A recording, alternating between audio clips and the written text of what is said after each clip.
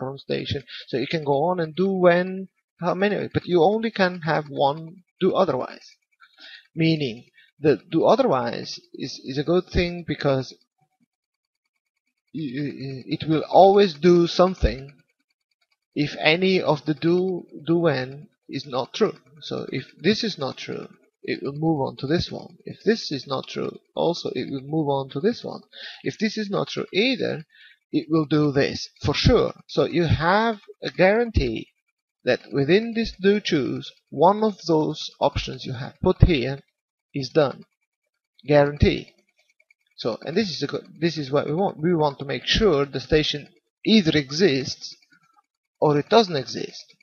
So if it does not exist, cancel the queue or reset or whatever, create a station, or depending on what you want. But if it does exist, set the trigger value we had set up here to 0 to 1. This will move on to the sub queue that now has a check value, and also again, as you can see, the delay as usual. The check value about the value again, like we had in the last video. It's not, you do not check the value like this, like check value, this value. No, you check the worth of the value. Okay, value of that value. So how much worth is it? So it's worth 1 now because the station exists. We assume it was set to 1. So this condition will be true because it's 1. So this queue will be executed. This queue will be executed within 5 seconds because I put a timer. I don't want it to go bang immediately. You can wait 5 seconds and then send me a message that I set up, and I said please dock at. And here I'll use this opportunity to show some more how you can, with one find and one reference, you can use it and reuse it in a huge amount of ways. It's quite interesting.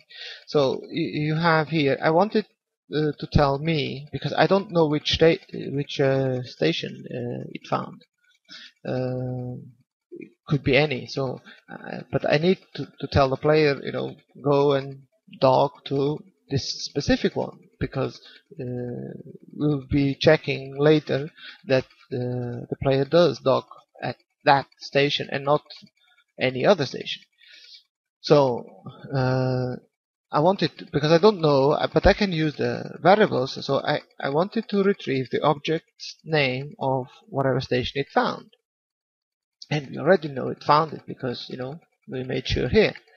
So it will, in the text message will appear, say please dock at our free Argon trading station, for example, in sector, and with the same reference we can retrieve the object sector name. So it's the name of the sector the station is located in. So it says maybe here Argon Prime, and I'll contact you again. Obviously this type of thing usually it's best done within a text file, and you only put here the text IDs like explained before. So you put this in a text file, you move this back, and you put page number, page ID, text ID, like this, like we explained last time, like 1 to 45, for instance, whatever that page ID is. Got it? It's just very easy, but for now, for tutorial purposes, I'll be putting it so it's easier to see it. Don't need to swap it between files. Anyway, so that this message will be sent to me. I get the ping and I read it up and say, oh, okay, I have to dock there. Now, because this is now done, I put here an event check so we can address those on the fly. As you can see, again, this is a sub queue. This was loaded immediately once this was activated. This one was loaded and put on hold because we have here an event. So As you can see, no delay. Make sure of that. Object docked. I put in here object play ship. This is not really necessary because it's default. If you don't put anything, it's default. But if you would want to check if an NPC ship is docked at a specific station or is docked at all, you would put a reference of that ship. But we'll be using the player ship now. But again, if you use player ship, this is not necessary. You just go and put object docked, and it'll assume it's the player ship. So in addition to object docked, I put here a check value. Why did I put this below? Because this is an event object, so it will only be checked every time an event happens. So every time you do something happens, is it this event? No. Moving on. So once this is true, so say you dock at the flower farm, this will obviously be true because you docked. So it will say this docked. But to make sure you are docked at a specific station, we said you should.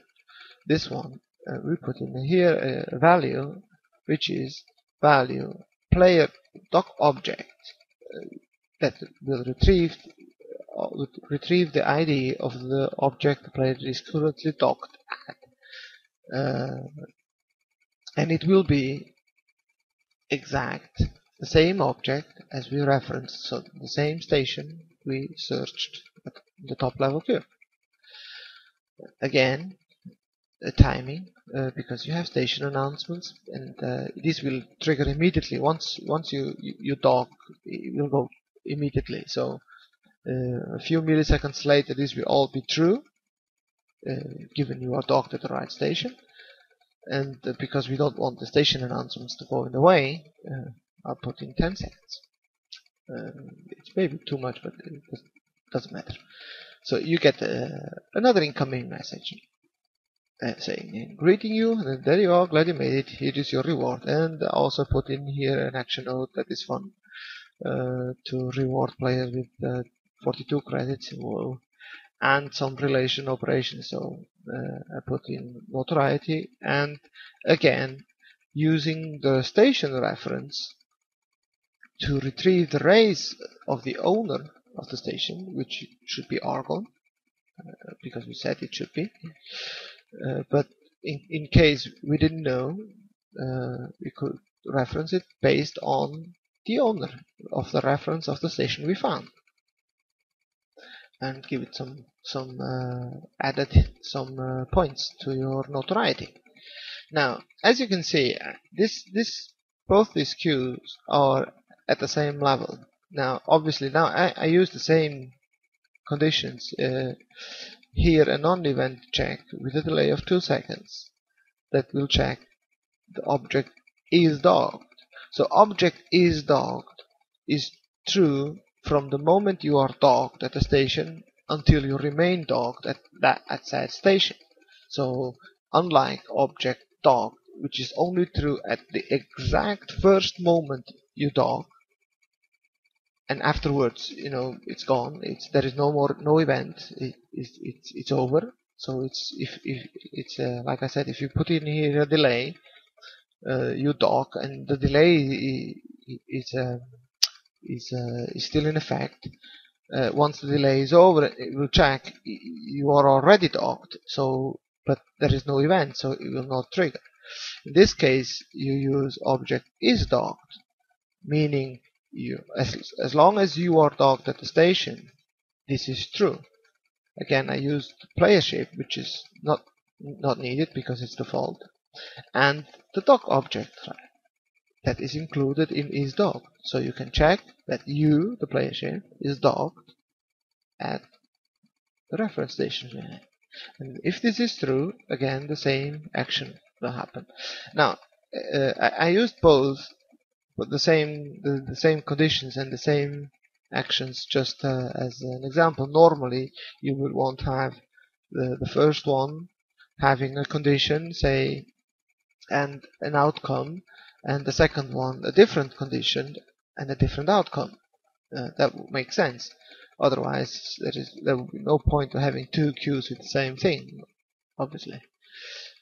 So yeah, that was it. Hope that was clear. Still ways to go. If something is not clear, feel free to post in the Egosoft forums. And I guess I'll see you guys next time.